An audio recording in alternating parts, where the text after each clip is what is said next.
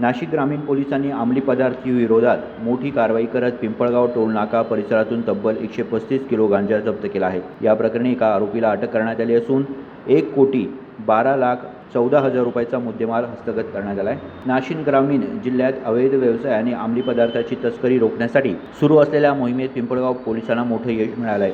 गुप्त माहितीच्या आधारे पोलिसांनी पिंपळगाव टोलनाक्यावर सापळा रचून MH06 BG 1776 या पिकअप वाहनाची तपासणी केली असता तपासणी दरम्यान वाहनाच्या झडतीमध्ये तब्बल 135 किलो वजनाचा गांजा आढळून आला। या प्रकरणी राहुल पाटील राहणार धुळे याला अटक करण्यात आली असून पोलिसांनी आरोपीकडून 135 किलो गांजा, पिकअप वाहन, मोबाईल फोन आणि रोख रक्कम असा सुमारे 1,12,14,00,000 रुपयाचा मुद्देमाल हस्तगत केला।